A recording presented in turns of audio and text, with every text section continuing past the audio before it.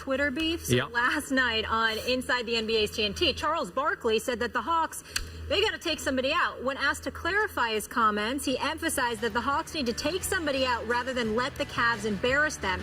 Charles Oakley, however, not a fan of those comments, responding on Twitter with this. Charles Barkley, you better stop talking bleep about Cleveland. You are never tough. You hide behind TNT. Stephen A., does Barkley have a point here? Well, listen, you got to get physical. You got to put your body on somebody. You got to make your presence felt. You have to let them know that you're not going to be able to walk over them. But as it pertains to the category of toughness, well, nobody usurps Charles Oakley. You don't do that. I mean, he was an enforcer. When he was in Chicago, you touched with Michael Jordan. I mean, it didn't even have to be in Chicago because that's his brother right there. Charles Oakley would take a bullet for Michael Jordan, and I am not exaggerating.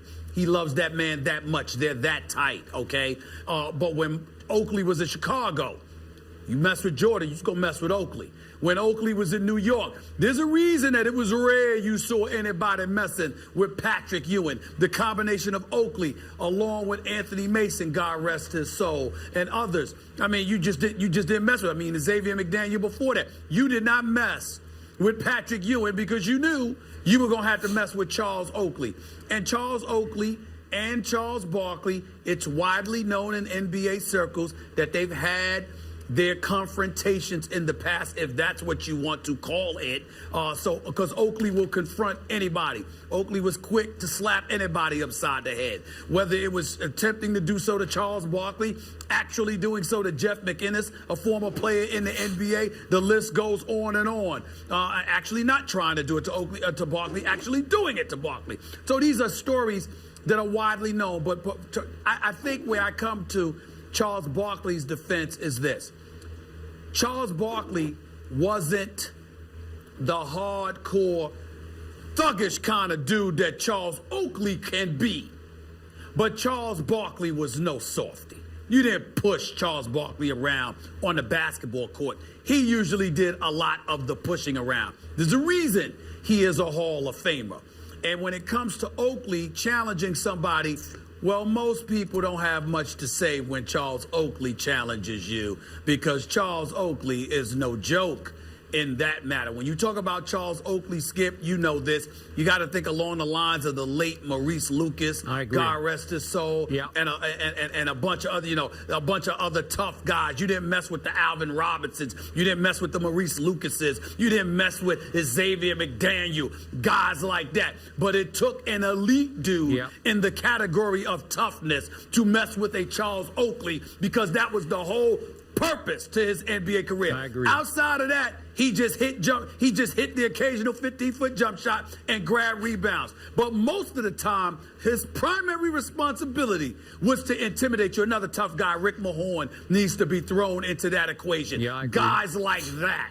Charles Oakley is on an elite level in terms of toughness. But that doesn't mean by any equation that Charles Barkley was some punk, because he was not. He never was. It's just that when it comes to toughness, Oakley's the man. When it comes to that. Yeah, I agree. And so when he says what he says, he doesn't like Barkley at all. Barkley doesn't give a damn about him either. But nobody is trying to get in Oakley's face and tell him that.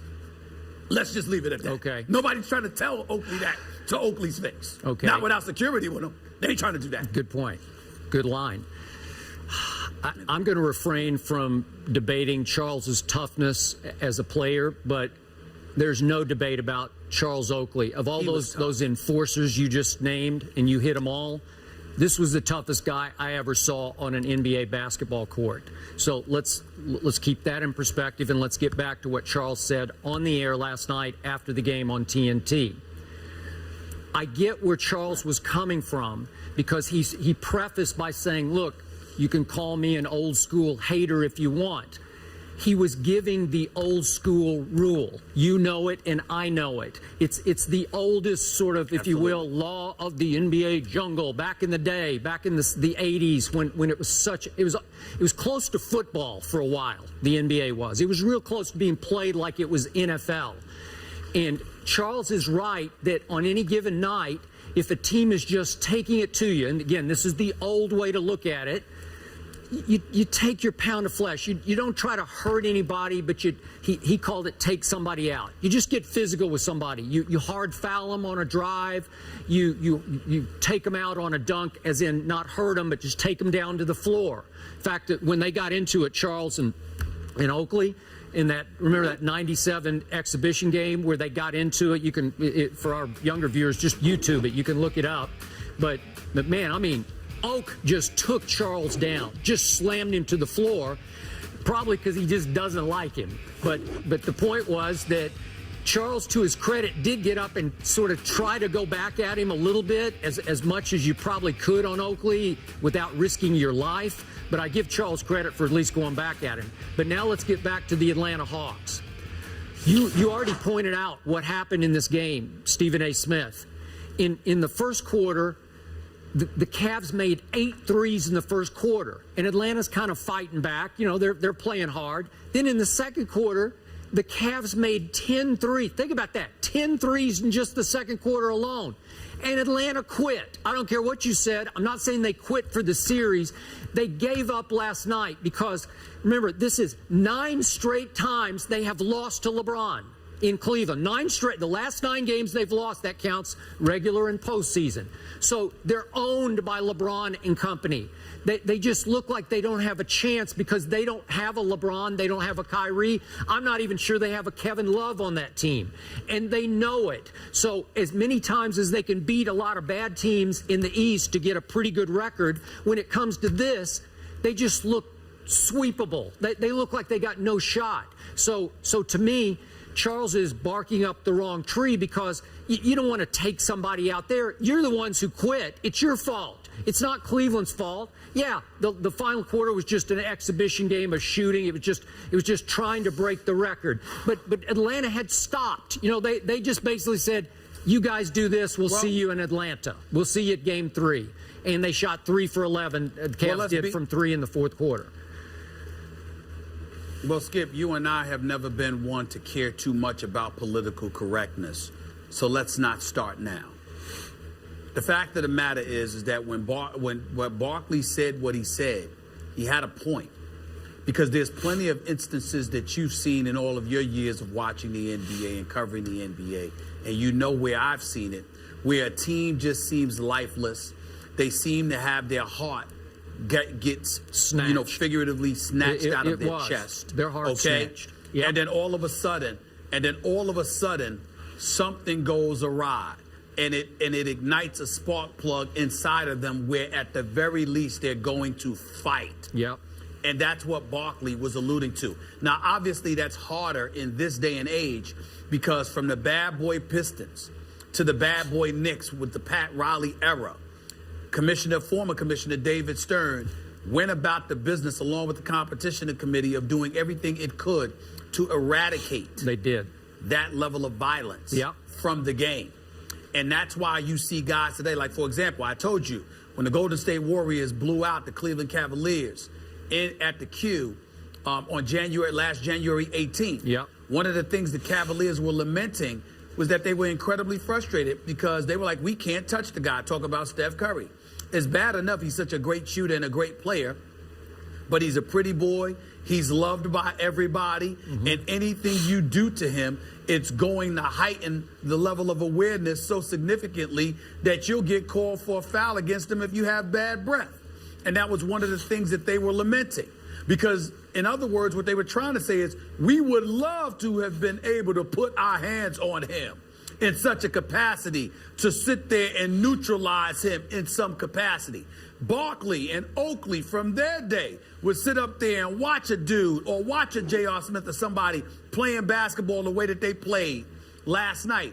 And they say, okay, just get out to him on the three-point lane, force him into the lane, and leave the rest to us. That's what they would have said. And so JR would have went up and it got hacked so hard his arm might have felt like it was about to fall off. They would do stuff like that back in the day. It would cause problems, potentially fisticuffs. But now you got to worry about fines. You got to worry about suspensions. You got to worry about losing money. Plus, you got to worry about not being allowed to be on the court for your teammates. So because of that, you can't do but so much. But what Barkley was doing was lamenting the fact that this is how it would have been handled. And damn it, find some bum on the bench. Let him come in there and do it. Do something. And I understand that. I do too, in the big perspective of the 80s, 90s up to now. But last night, it didn't work in that context because it wasn't a fair fight anymore. Atlanta knows it has virtually no shot against this team, so it was just defeated. They left whatever pride they have in the halftime locker room. It's like, let's just But you're looking forward. Yeah. What's that? You're looking forward. I'm talking about if you're looking forward, meaning the series like they have no chance.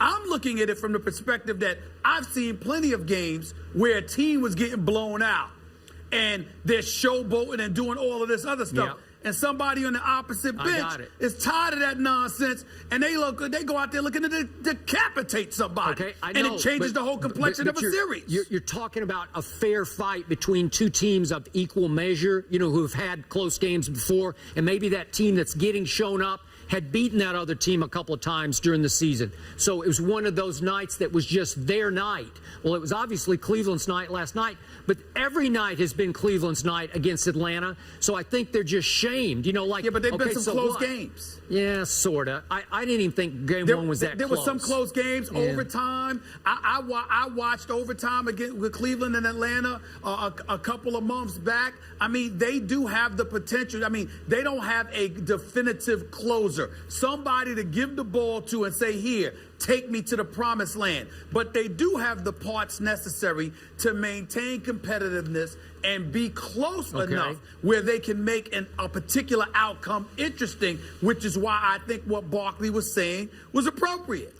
Okay, but in the second quarter, they disqualified themselves because they gave up. The joke was on them. They brought all that on themselves. They quit guarding in the second quarter. So in the second half, you were disqualified for trying to fight back by taking somebody out because you've already quit in the second quarter. The joke's on you. I would. But sometimes. But sometimes you have a goon, Skip, that goes out there and does it not just because of the opposition, but because of how his own teammates are playing. Like one of the reasons I told you that Meta World Peace, he could always be on my roster is because he's the kind of person that would have went up and punched somebody in the face in practice, wearing the same uniform as him, because he ain't trying to be out there with dudes that are going to be soft and go and give. I know of players who literally have looked teammates in the face and said, yo, if this brother here scores on you again, after the game, I'm going to whip you know what. You better stop him.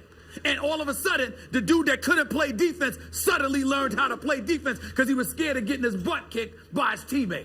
I've seen that happen. Define what Charles was saying. Take somebody out. As in what? Wreck their knee? Submarine them and wreck their career? Well, how far are you going to go? Define take somebody out. How are you going to do that? In other words, make a very physical play, knock them on their backside. You understand? Have them seeing stars a little bit or cave their chest in when they're coming through one of those picks. Make sure they feel your presence. Charles Barkley is not going to sit there and talk about taking out somebody's knees or doing something like that. But you're talking about making sure guys ain't soft. Go out there and compete and fight and let somebody know what that is. That's all he's saying. But as soon as Charles said it, Shaq and Kenny, especially Shaq, jumped in hard. And Shaq, was there a more physical player than Shaquille O'Neal? He jumped in hard on Charles and said, basically, stop it. That's wrong. You can't take somebody out. You know, you can't. Well, they're saying because stop. It indicates you would try to hurt them somehow or even put them in a dangerous or precarious position, which is not right. We don't want that. Nobody wants that. But of course, nobody wants that. And Charles Barkley wasn't advocating that. Kenny and Shaq chimed in because they're cognizant of how his words would be interpreted. Not that they think he means that. Yep. They know how other folks may interpret what he's saying, and that was their fear. That's why they chimed in and said, no, no, no, we don't want that. That's the reason why, because they're protecting Charles, because they know how Charles' words can be misconstrued because he's so blunt and matter of fact. It could be taken to the most extreme. Yep. But I know Charles Barkley, just like I know Kenny and Shaq. That is not what Charles Barkley meant by that at all. Okay, not bottom at line all. to this discussion, do you give Atlanta any shot of fighting back and winning either Game 3 and or Game 4? Yes, yes. I think if they're going to win, they need to win Game 3. I think if they lose Game 3, they'll get swept. But I do think they will come out fighting in front of their home crowd for Game 3. I think you're going to see LeBron step up and try to silence that noise to prevent them from getting any kind of momentum. And they may succeed in doing so because I don't think Atlanta has the horses to pull it off. They don't. But I do think they have a shot at winning Game 3. That's the only game I give them a shot at winning is Game 3. But they will lose this series in 5 at the most, possibly get swept. I got a sweep. I got a close Game 3, but a loss for the home team. Swept. All right, Skip's taking the broom out. Game 3 tomorrow night on ESPN. And Charles Oakley, side note, defending the land. Also, he's a Cleveland native, went to John Hay High School. Up next, Andrew Luck was ranked 7th in last year's NFL Network player rankings. But after having a down year, is he being disrespected in this year's rankings? We'll tell you where he's ranked and debate that when we come back. Stay here.